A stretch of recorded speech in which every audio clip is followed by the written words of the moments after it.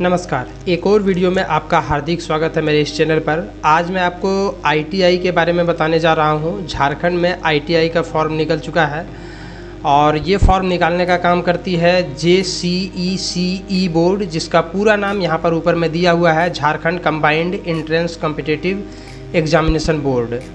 तो JCECE के द्वारा आप देख सकते हैं यहाँ पर इम्पोर्टेंट नोटिस के अंतर्गत में यहाँ पे नोटिस जो है वो दिया गया है। शैक्षणिक सत्र 2021-22 के लिए नामांकन आईटीआई में किया जा रहा है। तो इसके लिए आप ऑनलाइन आवेदन करेंगे, उसके बाद जो है आप इसमें एडमिशन ले सकते हैं। क्या क्या प्रोसेसेस हैं वो सारा मैं इसी नोटिफिकेशन में आपको दिखाने जा रहा हूं। तो सबसे पहले मैं नोटिफिकेशन के ऊपर क्लिक करता हूं और फिर आपको मैं नोटिफिकेशन के ऊपर ले जाता हूं।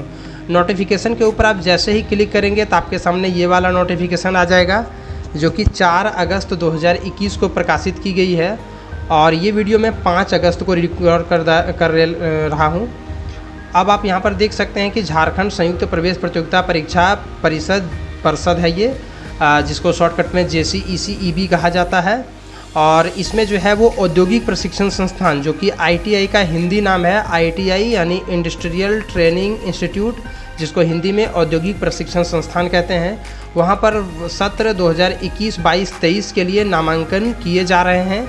21-22-23 इसलिए क्योंकि ये 2 सालों का आमतौर पर कोर्स होता है। हालांकि कुछ इसमें ट्रेड ऐसे होते हैं जो 1 ही साल का होता है, बट यहाँ आमतौर पर जो है वो 2 सालों का जिक्र किया जा रहा है। तो इसमें जो है वो एडमिशन की प्रक्रिया प्रारंभ हो चुकी है। आप एडमिशन कैसे लेंगे वो सारी चीज़ें इस नोटिफिकेशन में आपको लिखा हुआ है। आप इसे बढ़िया से पढ़ लें, यानी तो आप इस पूरे वीडियो को देख लें, आपको यहाँ से भी जानकारी मिल जाएगी। आप वेबसाइट का भी लिंक, ये जो ऑफिशियल वेबसाइट है और साथ ही ये जो नोटिफिकेशन का लिंक है, इन दोनों का लिंक आपको वीडियो के डिस्क्रिप्शन बॉक्स में मिल जाएगा। तो आप वहाँ से इसे डाउनलोड भी कर सकते हैं, या फिर आप वेबसाइट पर आकर के सीधे आप देख सकते हैं ये वाला नोटिस है, इसे आप डाउनलोड भी कर सकते हैं। तो अब आइए बात करते हैं यहाँ पर कि किस प्रकार से सिलेक्शन किया जाएगा इस वर्ष। तो 2017-18 से प्रतियोगिता परीक्षा जो है वो समाप्त कर दी गई है आईटीआई में। मतलब पहले अगर आप आईटीआई के लिए फॉर्म भरते थे तो उसमें एक एंट्रेंस एग्जामिनेशन होता था और उसमें जो जिनका रैंक ज़्यादा अच्छा होता था उन्हीं का एडमिशन होता था, अन्यथा एडमिशन नहीं होता था। लेकिन अब वो प्रक्रिया ख़त्म कर दी गई है और अब जो है वो आपके 8वीं और 10वीं कक्षा के प्राप्तांक के आधार पर मेधा सूची तैयार की जाती है।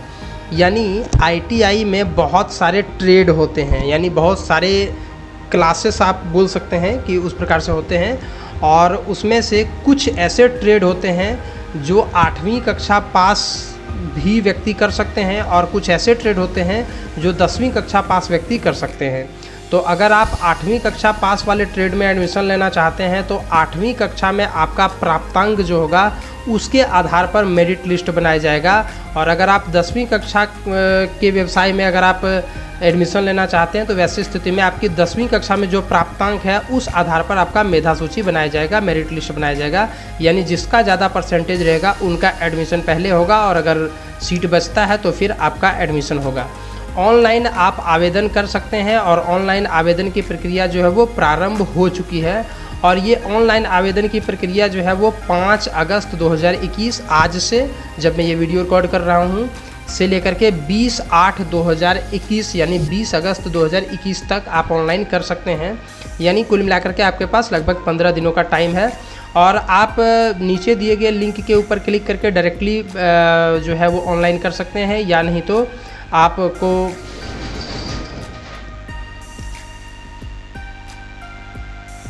आप वीडियो के डिस्क्रिप्शन में दिए गए लिंक के ऊपर जा करके आप डायरेक्टली वहां से ऑनलाइन कर भी सकते हैं। तो वहां से भी आप ऑनलाइन कर लें। आवेदन शुल्क जो रखा गया है वो पिछड़ी जाति और साथ में सामान्य जाति और पिछड़ी जाति 2, पिछड़ी जाति में 2 आता है, एक पिछड़ी जाति 1 जिसको BC1 और BC2 कहा जाता है, और साथ ही सामान्य और आर्थिक रूप से कमज़ोर नागरिकों के लिए 400 रुपये रखा गया है।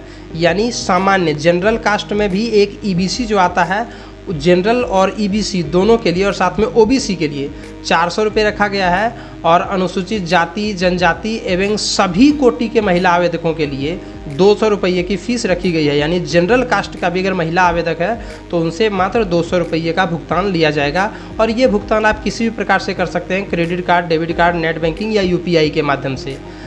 और ये जो भुगतान होगा ये नॉन रिफंडेबल होगा, यानी किसी भी स्थिति में आपको ये वापस नहीं किया जाएगा। आवेदक को फॉर्म भरते समय जो है वो 8वीं और 10वीं कक्षा का प्राप्तांक जो है वो भर देना है, और साथ ही उसमें कितना परसेंटेज आप मार्क लाए हैं वो भी आपको भर देना है। अगर आप CBSE के कैंडिडेट हैं तो यहाँ पर एक फॉर्मूला दिया गया है। CBSE कैंडिडेट का आमतौर पर क्या होता है, CGPA होता है, उसमें परसेंटेज नहीं लिखा हुआ होता है। तो जितना CGPA होगा उसको आप 9.5 से गुना करके उसको परसेंटेज में बदल देंगे, और फिर उसके बाद वहाँ पर कॉलम में आप भर देंगे। यानी आपको वहाँ पर परसेंटेज भरना है, और परसेंटेज पूरी भरना है। जैसे 69.35 परसेंटेज है, आपको 69.35 परसेंटेज भरना है, ना कि 69% केवल। क्योंकि अगर आप 69% केवल भरते हैं तो बहुत सारे आवेदक जो है वो इस बीच में आ जाएंगे, इसलिए आप पूरी उसको भरें। और साथ ही आवेदकों के द्वारा ऑनलाइन आवेदन पत्र प्रविष्टि के लिए की गई प्राप्तांक प्रतिशत के आधार पर ही कक्षावार राज्य मेधा सूची जारी की जाएगी। किसी भी तरह का त्रुटि जो है वो इसमें आपको नहीं होने देना है। वैसे व्यक्ति ही आवेदन कर सकते हैं जो झारखंड के अस्थायी निवासी हैं या फिर स्थानीय निवासी के श्रेणी में आते हैं। अगर आप झारखंड के नहीं हैं तो वैसी स्थिति में आप इस फॉर्म को नहीं फिलअप कर सकते हैं। आपके पास जो आवासीय प्रमाण पत्र होना चाहिए वो कहीं का भी रहेगा, वो चलेगा। यानी अगर आप ब्लॉक लेवल का भी बनवाते हैं, अंचल लेवल का, अंचलाधिकारी के द्वारा या अनुमंडल पदाधिकारी के द्वारा या फिर उपायुक्त के द्वारा, कहीं का भी रहे तो वो चलेगा। मूल प्रति आपको प्रस्तुत करना है at the time of interview, साक्षात्कार के समय जो है वो आपको मूल प्रति प्रदान करना है। न्यूनतम शैक्षणिक योग्यता इन सभी ट्रेड के लिए जो है वो 8वीं पास है। कौन कौन सा trade? Sheet metal worker, wireman, mason, plumber, welder, sewing technology, carpenter, surface ornamentation technique, इन सबों के लिए 8वीं कक्षा पास चाहिए। और इन सभी को छोड़ करके शेष जो व्यवसाय हैं, इलेक्ट्रीशियन, फिटर, इन सबों के लिए जो है वो 10वीं कक्षा उत्तीर्ण होना अनिवार्य है। शारीरिक योग्यता इसमें ज़्यादा कुछ है नहीं, बस आप स्वस्थ होना चाहिए। और आयु की सीमा जो रखी गई है वो 1/7/2021 को आवेदक का उम्र 14 वर्ष कम से कम और अधिक से अधिक 40 वर्ष होना चाहिए। और मैकेनिक मोटर व्हीकल के लिए न्यूनतम आयु जो है वो 17 वर्ष होना चाहिए। और अगर कोई सैनिक कार्रवाई में मारे गए सैन्य कर्मियों का विधवा है तो वैसी स्थिति में उनके लिए अधिकतम उम्र 45 वर्ष तक है।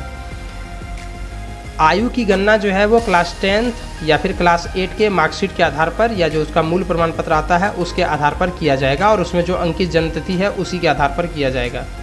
आरक्षण जो आमतौर पर दी जाती है वो सबके लिए यहाँ पर भी लागू है, यानी आपको जाति प्रमाण पत्र देना है तभी जाकर के आपको आरक्षण का लाभ मिल सकता है। आप जिस जाति के हैं उस जाति का आपको जाति प्रमाण पत्र अंचलाधिकारी, अनुमंडल पदाधिकारी या फिर उपायुक्त का बना हुआ देना होगा। इसके अलावा सैनिकों के लिए भी कुछ चीज़ें लिखी गई है जो आमतौर पर मेरे ख्याल से बहुत सारे कैंडिडेट के लिए ज़रूरी नहीं है। अगर आपके लिए ज़रूरी है तो आप इसे पढ़ सकते हैं। दिव्यांगों के लिए भी हर ITI में एक जो सीट है प्रत्येक व्यवसाय में वो उनके लिए आरक्षित है, ये यहाँ पर लिखी गई है। और कम से कम 40% दिव्यांगता होनी चाहिए।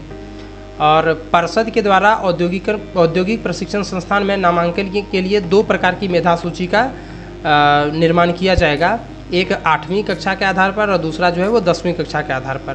कुछ ट्रेड जो कि 8वीं कक्षा के स्तर का है वहाँ पर 8वीं के प्राप्तांक के आधार पर मेरिट लिस्ट बनाया जाएगा, और कुछ ट्रेड जो है वो 10वीं कक्षा के मेरिट लिस्ट के आधार पर वहाँ पर चयन किया जाएगा।